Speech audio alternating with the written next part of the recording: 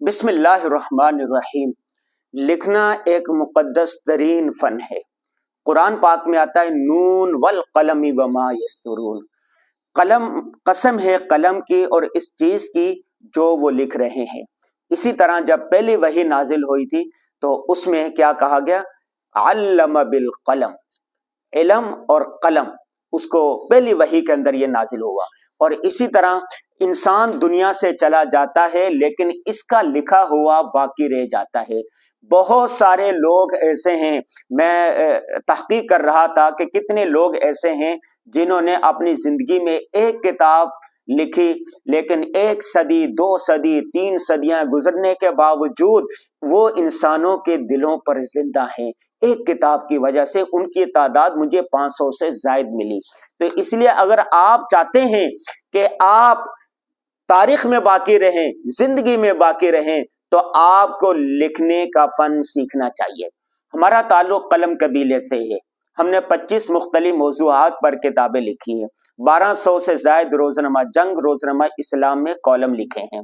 لکھنے لکھانے سے ہی تعلق ہے۔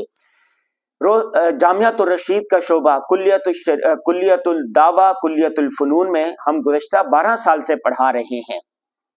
فن صحافت پر لکھنے کے موضوع پر ایک جامع کتاب ہے۔ آن لائن مختلف موضوعات پر ورکشاپ کرواتے ہیں۔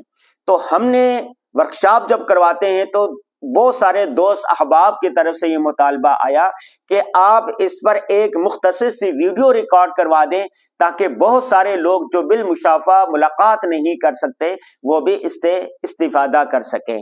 تو چنانچہ لکھنے کا فن بالکل آسان ہے۔ لکھنا لکھنے سے آئے گا، پڑھنا پڑھنے سے آئے گا، بولنا بولنے سے آئے گا۔ مولانا ظفر علی خان کے پاس ایک شخص آیا بہت دور سے، وہ ان کے کالم پڑھا کرتا تھا، ان کی تقریریں سنا کرتا تھا۔ تو انہوں نے کہا حضرت مجھے لکھنے کا فن سکھا دے، مجھے بھی بڑا ذوق شوق ہو گیا ہے۔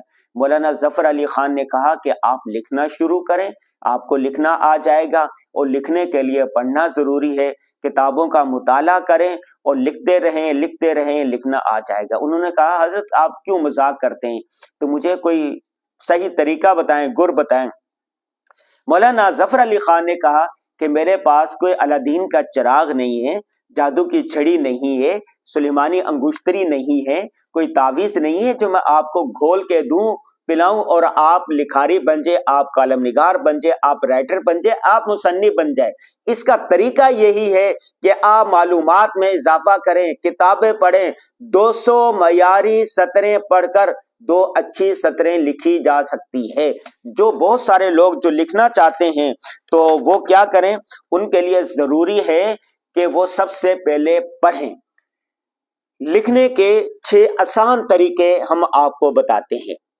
ان 6 طریقوں میں سے کسی ایک طریقے کو بھی اپنا لیں گے تو آپ اچھا رائٹر بن جائیں گے، لکھنے والے بن جائیں گے، مصنف بن جائیں گے، کالم نگار بن جائیں گے۔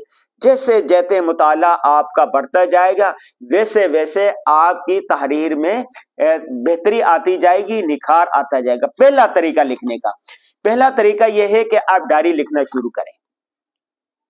ڈائری ایک نظریہ ہے، روز نامچہ ایک نظریہ ہے۔ جو کچھ جیسے آپ کا دن گزرا ہے وہ شام کو آپ ترتیب کے ساتھ یا اہم جو نکات ہوتے ہیں اس کو اپنے ڈائری میں لکھ لیں۔ جتنے بڑے ہمارے اکابر گزرے ہیں، علماء اولیاء اللہ گزرے ہیں، کامیاب شخصیات گزری ہیں، وہ ساری کے ساری ڈائریاں لکھنے والے تھے، ساری ڈائری لکھنے کا اہتمام کیا کرتے تھے۔ اس ڈائری کی مدد سے آپ اپنی آپ بیتی لکھ سکتے ہیں، آپ سوانح لکھ سکتے ہیں، آپ مضمون لکھ سکتے ہیں، اس ڈائری میں سے آپ بیان بھی کر سکتے ہیں، اس ڈائری میں سے آپ اچھی اچھی ہدایات اور نصیحتیں بھی کر سکتے ہیں۔ آپ ڈائری لکھتے رہیں، روزانہ ڈائری کا 1 صفحہ لکھیں تو سال میں 360 صفحے لکھ لیں گے۔ آپ کا کیا خیال ہے، جس نے 360 صفحے لکھے اس سے لکھنا نہیں آئے گا؟ یقیناً لکھنا آئے گا۔ تو آج سے آپ ڈائری لکھنا شروع کر دیں، آپ رائٹر بن جائیں گے۔ نمبر 2، خط لکھیں۔ خطوط غالب سنا ہوگا آپ نے، غالب کے خطوط چھپے ہوئے ہیں، روزانہ آپ خط لکھیں۔ آج اس کا طریقہ یہ ہے کہ اسٹیٹس آپ لگا دیا کریں کچھ لکھ کر، یا ایک پوسٹ لکھ کر لگا دیا کریں، یہ سماجی موضوع پر، اخلاقی موضوع پر، تعلیمی موضوع پر، سیرت کے موضوع پر، قرآن کے موضوع پر، کسی بھی موضوع پر ایک فیس بک پر اپنے یا بلاگ پر یا یوٹیوب پر یا فیس بک پر یا واٹس ایپ پر کہیں پر بھی آپ ایک پوسٹ لگا دیا کریں. اس کو ڈیزائن بھی کر سکتے ہیں، ویسے بھی لگا سکتے ہیں، تو رفتہ رفتہ آپ کو لکھنا آ جائے گا. تیسرا طریقہ یہ ہے مکالمہ کریں. ایک موضوع، آپ دو دوست ہیں، دو سہیلیاں ہیں، جو ساتھی ہیں، چائے پینے گئے تو چائے کے موضوع پر مکالمہ کریں. ایک دلائل دے کہ چائے صحت کے لیے نقصان دہ ہے، دوسرا دلائل دے کہ چائے پینا صحت کے لیے مفید ہے آج کل. دونوں ایک موضوع پر دلائل دیں. جب آپ مکالمہ کریں گے آپ کو تجزیہ کرنا آئے گا، آپ کو تبصرہ کرنا آئے گا.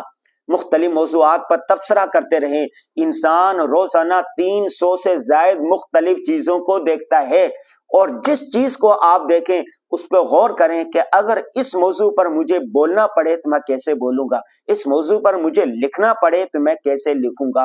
اور جس موضوع پر آپ مکالمہ کرنا چاہتے ہیں، بولنا چاہتے ہیں، لکھنا چاہتے ہیں، اس موضوع پر آپ مطالعہ کریں. آپ اور ہم ایک سنہری دور کے اندر پیدا ہوئے ہیں. آج سے 20-30 سال پہلے تحقیق کرنے کے لیے، معلومات لینے کے لیے بڑے پاپڑ بیلنے پڑتے تھے، سینکڑوں کتابیں کھنگالنا پڑتی تھی. آج تو آپ گوگل پر جائیں، یوٹیوب پر جائیں، فیس بک پر جائیں، کسی بھی اس پر جائیں، بہت سارے مکتبے آن لائن ہو گئے ہیں، وہاں پر ایک چیز لکھیں، اس حوالے سے قرآن کی آیات، احادیث، سائنسی ریسرچ اور سارے نظریات آپ کے سامنے آ جائیں گے. ساری باتیں آپ کے سامنے آ گئی. پھر آپ نے خذ صفا ودعما کا دل کہ اچھی اچھی چیزوں کو لے لینا ہے اور گدلی چیزوں کو آپ نے چھوڑ دینا ہے. تو اس طرح آپ مکالمہ کرنا سیکھیں. اگلا لکھنے کا طریقہ ہے آپ ترجمہ کریں. انگریزی کتاب میں لکھی ہوئی کتاب کا آپ اردو میں ترجمہ کریں، فارسی میں لکھی ہوئی کتاب کا آپ عربی میں ترجمہ کریں، ہندی میں لکھی ہوئی کتاب کا آپ سندھی میں ترجمہ کریں. کسی ایک زبان میں لکھی ہوئی کتاب کا ترجمہ دوسری زبان میں کریں.